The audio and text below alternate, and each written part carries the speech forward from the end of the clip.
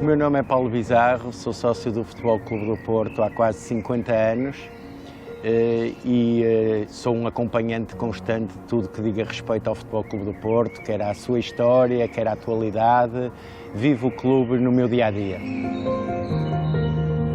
Acabei por ter mais visibilidade através da minha participação como membro da organização do Dia do Clube. O Dia do Clube, na altura, nasceu com uma ideia um bocadinho diferente, era mais um encontro de blogs, até ao momento em que eu entrei na organização e que não só propus a alteração do nome para o Dia do Clube, porque o próprio nome tem alguma história. O Dia do Clube vem das alturas em que, nos anos 70, 80, os jogos grandes do Futebol Clube do Porto em casa eram os únicos em que se pagava bilhete e que nós dizíamos no domingo é dia do clube. Isso significava que tínhamos que pagar bilhete e daí veio o nome o Dia do Clube. Estamos aqui no Estádio do Lima, onde o meu avô António Santos jogou muitas vezes. Tenho aqui esta frase atrás que diz muito a todos os portuenses e a mim também me diz muito porque a história do meu avô também passou por este campo, principalmente, como eu já disse, nos jogos grandes em que o Futebol Clube do Porto muitas vezes utilizava este Estádio do Lima, que era na altura o melhor estádio da cidade do Porto. Era um estádio relevado, era um estádio com pista de atletismo, era um estádio com pista para automóveis, para bicicletas e tinha bancadas a toda a volta, o que na altura, estamos a falar na década de 30, era efetivamente o melhor estádio, não só do norte e da cidade, como o melhor estádio nacional.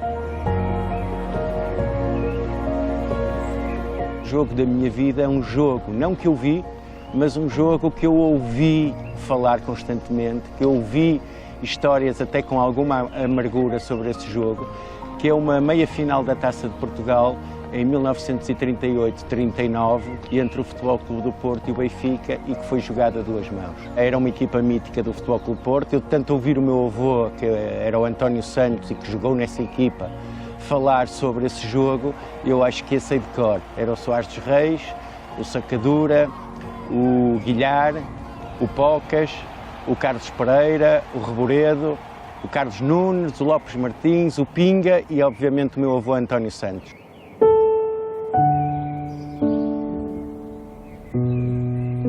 O meu avô teve uma vida toda ligada ao Futebol Clube do Porto, inclusivamente eu tenho fotografias dele equipado a Porto com 3 anos de idade.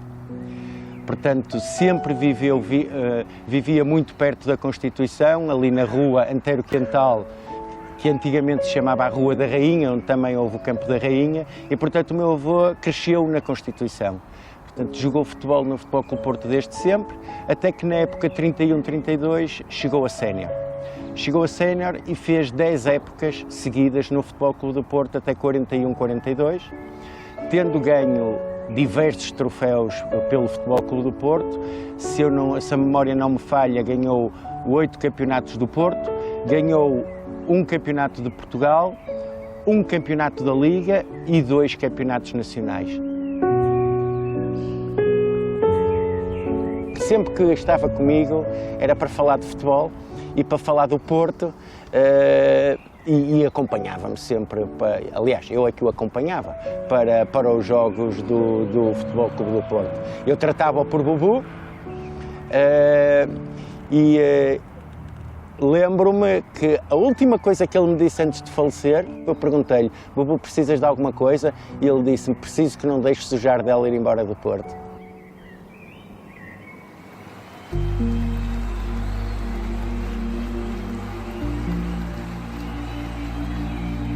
Nesta carreira do meu avô de 10 anos no Futebol Clube do Porto, houve ali um tempo em que o meu avô deixou de jogar porque queria casar. E a minha avó, a condição que lhe colocou para casar foi ele não jogar futebol. Então o meu avô abandonou o futebol. Abandonou o futebol e apanhamos ali o início da década de 40, que foi uma década para o Futebol Clube do Porto muito complicada, e a direção do Futebol Clube do Porto acabou por ir falar com a minha avó para convencê-la a deixar o meu avô regressar, porque era preciso na equipa. E então a minha avó deixou o meu avô regressar e a condição que lhe impôs foi deixá-lo, e ela tinha que ir com ele para os estágios. principalmente quando iam jogar a Lisboa. E então assim foi, a direção do Futebol Clube do Porto acedeu e a minha avó acompanhava o meu avô nos estágios do Futebol Clube do Porto em Lisboa, e a primeira vez, eu adorava ouvi-los os dois a contar isto, que a minha avó contava, eles eram uns malandros, porque eu a primeira vez que fui para estágio, os outros colegas deles esqueceram-se que eu estava lá no quarto, entraram pelo quarto dentro para o levar para sair e para se divertirem, e só quando entraram é que viram que eu estava lá, e portanto eu imagino como é que aquilo era antes, e eu bem tinha razão em não querer que ele continuasse a jogar. O Futebol Clube do Porto, na primeira mão, ganhou aqui no Estádio do Lima 6-1 ao Benfica, pensou-se que a eliminatória estava resolvida, era o campeão nacional, e 8 dias depois vai jogar a Lisboa, às Amoreiras, e acontece o inacreditável, que é perder por 6-0. Um jogo que não chegou ao fim, um jogo que terminou aos 75 minutos.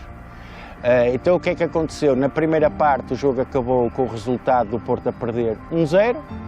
Logo no início da segunda parte há um penalti contra o Futebol Clube do Porto que o Soares dos Reis defende, e em 15 minutos o Benfica faz 5 golos e chega ao 6-0. Chega ao 6-0 e aos 75 minutos o jogo acaba porque quer o Reboredo, quer o meu avô são expulsos, e o presidente do Futebol Clube do Porto na altura, que era o Sr. Ângelo César, desce da bancada e manda a equipa recolher aos balneários.